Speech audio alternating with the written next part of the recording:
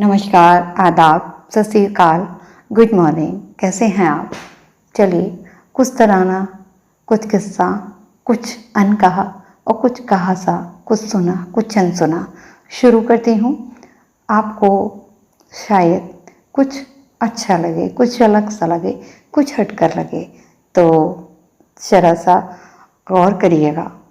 रोज की तरह सूरज अपनी रश्मियाँ आकाश में बिखेर रहा था। ओस के कण धरती को मीठे एहसास के साथ तरोताज़ा करते नजर आ रहे थे। पक्षी कलरव करते हुए निसीम गगन की ऊंचाइयों को स्पर्श करने की सोच रहे थे। समीर की मंदिम बयार बहती हुई फूलों के कानों में खिलने का संकेत दे रही थी। जी, इसी खुशनुमा पलों को जीने के लिए रोज की तरह सीमा अपने पति राहुल के साथ अपनी छत पर जा पहुंची। दोनों ने अपनी छत पर खिल रहे फूलों की सुगंधि में खुद को तरोताज़ा महसूस किया। अचानक ही सीमा की नज़र अपने घर के सामने रह रही मिसेस शर्मा पर पड़ी। मिसेस शर्मा रोज की तरह अपनी छत पर कपड़े सुखाने के लिए आई हुई थी। सीमा को उनके कपड़े कुछ पीलेपन लिए गंदे से मटमैले लगे। यह क्रम कम से कम 8-10 दिन चला।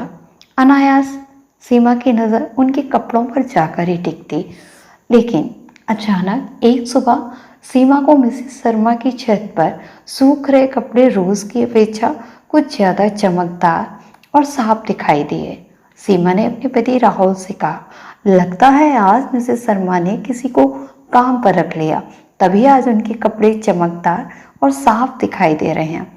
तपाक से राहुल ने जवाब दिया कि जी नहीं मैडम, ऐसा कुछ भी नहीं है। आज हमारी खिड़की पर लगे शीशों पर जो धूल जमा थी वह साफ है, बस इतना ही है। जी, आप सभी सोच रहे होंगे कि इसमें ना तो कुछ खास है ना नया सा। जी, ऐसा ही है, पर कुछ हटकर बयां करती है ये कहानी। सुनिएगा। न चेहरा, न लिबास, न बदला मेरा किरदार, बस बदला नजरिया लोगों के देखने का। जी हाँ, ये संकेत करता है कि हमें स्वयं के अंदर झांकना चाहिए, देखना चाहिए कि स्वयं के प्रति और दूसरों के प्रति हमारा सोचने का तरीका क्या है, हमारा नज़रिया क्या है, हमारा दृष्टिकोण क्या है, क्योंकि यह नज़रिया ही हमारे सोचने के तरीके को, चिंतन को, दृष्टिकोण को विकसित करता है। और हम सभी के साथ ऐसा होता भी है कि कभी कभी जब हम नंगी आंखों से देखते हैं तो कुछ अस्पष्ट और धुंधला सा प्रतीत होता है, लेकिन जब हमारा सोचने का तरीका, दृष्टिकोण गलत होता है तो यही दृष्टिकोण जन्म देता है उस बीज को, जो बीज है अविश्वास का, शंका का, संदेह का, शक का।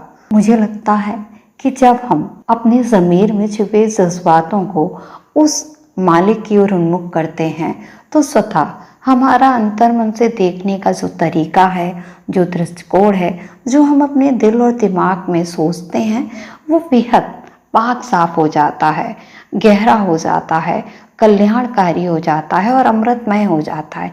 इसलिए हम सभी को सभी का सहयोग करना चाहिए, सभी का साथ देना चाहिए और सभी के लिए कुछ अच्छा ही सोचना चाहिए, क्योंकि जब हम अच्छा सोचते हैं, जब हमारा चिंतन अच्छा होता है, जब हम कुछ नया करने के साथ कुछ अलग हटकर सोचते हैं, तभी कुछ महसूस कर पाते हैं अपने साथ, दूसरों के बारे में। मेरा मानना है कि एक हम जिस पहलू पे बात करना चाहते हैं वो पहलू है हमारी सोच का, हमारे दृष्टिकोण का, हमारे चिंतन का। तो बस इन्हीं शब्दों के साथ आप सभी का शुक्रिया। दुआओं में याद रखिएगा हमेशा की तरह।